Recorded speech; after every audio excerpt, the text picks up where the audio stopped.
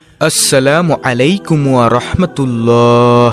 ছোট্টই দুরূদটি যদি আপনি ফরজ সালাতের পর পাঠ করতে পারেন, ইনশাআল্লাহ কবরের মধ্যে যখন ফেরেশতারা নবীজিকে দেখিয়ে বলবে, এই ব্যক্তিকে আপনি কি চিনেন, তখন আপনি ঠিকই বলবেন, হ্যাঁ, ইনিই আমার মায়ার নবী, ইনিই আমার দয়ার নবী সাল্লাল্লাহু আলাইহি ওয়াসাল্লাম। প্রিয় দর্শক, যদি কবরের মধ্যে নবীজিকে দেখে চিনতে চান, তাহলে আজকের ভিডিওটি আপনার জন্য খুবই গুরুত্বপূর্ণ। কারণ যে ব্যক্তি কবরের মধ্যে নবীজিকে চিনবে না, সে ব্যক্তিকে আল্লাহ তাআলা জাহান্নামের মধ্যে নিক্ষেপ করবেন। তাই যদি কবরের মধ্যে নবীজিকে দেখে সাথে সাথেই চিনতে চান, তাহলে আজকের এই ভিডিওর আমলটি আপনাকে অবশ্যই প্রত্যেক ফরজ সালাতের পর মৃত্যু পর্যন্ত করতে হবে। আমি বিশ্বাস করি, যে ব্যক্তি নবীজিকে ভালোবাসে, যে ব্যক্তি নবীজির দুরূদ শরীফকে ভালোবাসে, সে আজকের ভিডিওটি সম্পূর্ণ দেখবে এবং এইখান থেকে সে এই ছোট্ট দুরূদের আমলটি শিখে পরবর্তীতে সেও প্রত্যেক ফরজ সালাতের পর এই আমলটি করবে ইনশাআল্লাহ ইনশাআল্লাহ। প্রিয় দর্শক, প্রতিটি মানুষ যখন কবরের জিন্দেগিতে যাবে, তখন তাকে ফেরেশতারা তিনটি প্রশ্ন করবেন। তোমার রব কে, তোমার দিন কি ছিল, এবং এই লোকটিকে চিনো, অর্থাৎ তোমার নবী কে ছিল।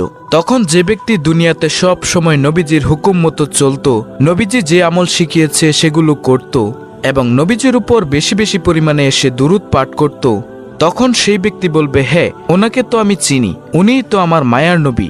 দুনিয়াতে আমি তো ওনার জন্যই পাগল ছিলাম, ওনার জন্যই তো আমি আমল শিখেছি। প্রিয় দর্শক, তখন আল্লাহ তাআলা গায়েবীভাবে হুকুম করবেন, হে ফেরেশতারা, এই বান্দা সত্যিই বলছে, তাকে তোমরা জান্নাতের বিছানা বিছিয়ে দাও এবং এই কবরটাকে ততটুকু পরিমাণ প্রশস্ত করে দাও যতটুকু পরিমাণ চোখ যায়। আল্লাহু আকবার। এবং তাকে জান্নাতের নাজ নিয়ামত দাও। আর পক্ষান্তরে যখন বদকার অথবা বেনামাজিকে জিজ্ঞাসা করা হবে, তোমার রব কে, সে বলতে পারবে না। তোমার দিন কি, সে বলতে পারবে না। আর নবীজিকে দেখিয়ে বলবেন, এই ব্যক্তিকে তুমি চেনো, তখন সেই ব্যক্তি বলবে, না, আমি তো ওনাকে চিনি না, আমি চিনি অমুক দলের নেতাকে, অমুক লিডারকে।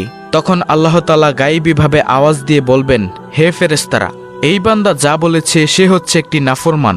সে দুনিয়াতে আমার যত রকমের নিয়ামত ছিল, সকল নিয়ামত ভোগ করেও আজ আমার বন্ধুকেই চিনে না। তোমরা তাকে জাহান্নামের বিছানা বিছিয়ে দাও এবং কবরটাকে এমন সংকীর্ণ করো যাতে তার এক পাজরের হাড় অপর পাজরে ঢুকে যায়। প্রিয় নবী সাল্লাল্লাহু আলাইহি ওয়াসাল্লাম বলেন, এমন ভাবে কবরের মাটি তাকে চাপ দিবে, একটি পাজরের হাড় অপর পাজরের মধ্যে ঢুকে যাবে।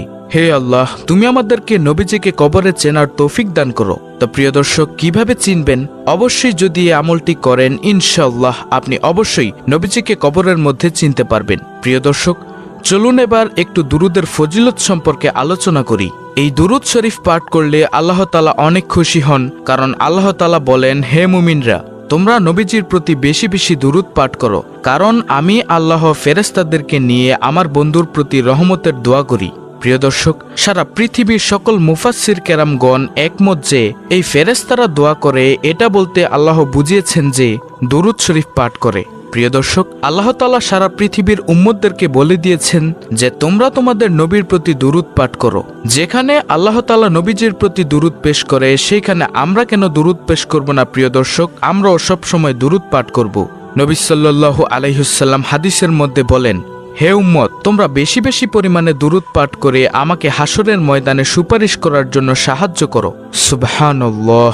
অর্থাৎ যে ব্যক্তি নবীজির প্রতি বেশি বেশি দুরূদ পাঠ করবে, সে ব্যক্তি নবী সাল্লাল্লাহু আলাইহি ওয়াসাল্লামের শাফায়াত পাবে ইনশাআল্লাহ। এবং নবীজি শাফাআত করে নিজ হাতে হাউজে কাউসারের পানি পান করিয়ে তাকে নিজের সাথে জান্নাতে নিয়ে যাবেন। অন্য হাদিসে নবী সাল্লাল্লাহু আলাইহি ওয়াসাল্লাম বলেন, যে ব্যক্তি আমার প্রতি বেশি বেশি পরিমাণে দুরূদ পাঠ করে, সে ব্যক্তি কিয়ামতের ময়দানে আমার একেবারে নিকটেই থাকবে। সুবহানাল্লাহ। প্রিয় দর্শক, যে যাকে ভালোবাসে সে তাকে মানার মতো মানে। তাই আমরা যদি নবীজিকে ভালোবাসতে চাই, যদি আমরা বলে থাকি যে আমি নবীকে ভালোবাসি, তবে অবশ্যই নবীজির এই কথাটুকু মানুন, অবশ্যই বেশি বেশি দুরূদ পাঠ করুন। ইনশাআল্লাহ নবী সাল্লাল্লাহু আলাইহি ওয়াসাল্লাম কিয়ামতের মাঠে অর্থাৎ হাসরের মাঠে একেবারে আপনার নিকটেই থাকবে। সুবহানাল্লাহ। আরেকটি হাদিসে নবীজি বলেন, আমার কোনো উম্মত যদি একবার দুরূদ পাঠ করে, আল্লাহ তাআলা তাকে 3টি পুরস্কার দান করেন। 1 নম্বর পুরস্কার হলো তার 10টি গুনাহ ক্ষমা করে দেন। 2 নম্বর পুরস্কার হলো আল্লাহ তাআলার আদালতে 10 গুণ মর্যাদা বৃদ্ধি করেন। সুবহানাল্লাহ। আর 3য় পুরস্কার হলো আল্লাহ তাআলা তার আমলনামায় 10টি নেক যোগ করে দেন। আল্লাহু আকবার। প্রিয় দর্শক, সেই সময় যদি আপনার পিতামাতা কবরের মধ্যে থাকে, সেই সওয়াবটুকু কিন্তু আপনার পিতামাতাও পাবে। সুবহানাল্লাহ। কারণ সদকায়ে জারিয়া এমন একটি জিনিস, যে ব্যক্তি দুনিয়াতে কোনো নেক সন্তান রেখে যায়, আর সেই সন্তান যে আমলগুলো করে, সেই আমলের সওয়াব কিন্তু সেই পিতামাতাও কবরের মধ্যে পায়। তাই আপনি যদি নবীজির প্রতি দুরূদ পাঠ করে এই আমলগুলো করেন, তাহলে অবশ্যই আপনার পিতামাতাও সেই সওয়াবের ভাগীদার হবেন। সুবহানাল্লাহ। জাহান্নামের গেটে যখন নবীজি দাঁড়িয়ে থাকবেন, তখন নবীজি সাল্লাল্লাহু আলাইহি ওয়াসাল্লাম বাছাই করবেন যে কোন উম্মতগুলো আমার উপর দুরূদ পাঠ করেছে এবং আল্লাহ তাআলার হুকুমগুলো সুন্দরভাবে মেনেছে। সেই উম্মতকে নবী সাল্লাল্লাহু আলাইহি ওয়াসাল্লাম বাছাই করে করে জান্নাতের মধ্যে প্রবেশ করাবেন, কারণ এটা নবী সাল্লাল্লাহু আলাইহি ওয়াসাল্লামের দায়িত্ব। আল্লাহ তাআলা নবীজিকে সেই সময়ের একেবারে বাদশাহী দান করবেন। সুবহানাল্লাহ। আল্লাহ তাআলার পরেই থাকবে নবীজির পাওয়ার। সুবহানাল্লাহ। অন্য নবীরা সেখানে কথাই বলতে পারবে না, আর আমার নবী সেখানে অন্য একটি মানুষের জন্য, অন্য একটি উম্মতের জন্য সুপারিশ করতে পারবে। সুবহানাল্লাহ। প্রিয় দর্শক, নবীজি বলেন, তোমাদের দুরূদ আমার কাছে ফেরেশতারা পৌঁছে দেয় এবং আমি তোমাদের দুরূদ শুনতে পাই। প্রিয় দর্শক, যখন ফেরেশতারা নাম সহকারে নবীজির কাছে দুরূদটি পৌঁছে দেয়, তখন নবীজি সাল্লাল্লাহু আলাইহি ওয়াসাল্লাম সেই দুরূদ শরীফের যে পাঠকারী, তার জন্য প্রাণ ভরে দোয়া করেন। এবং সেই অবস্থায় যদি আপনার পিতামাতা কবরের জিন্দেগিতে থাকে, তাহলে অবশ্যই সেই সময় আপনার পিতামাতাও সমান সওয়াব পাবে। প্রিয় দর্শক, এবং আল্লাহ তাআলার যদি ইচ্ছা হয়, তাহলে আল্লাহ তাআলা আপনার পিতামাতাকে ক্ষমা করে দিলেও দিতে পারেন।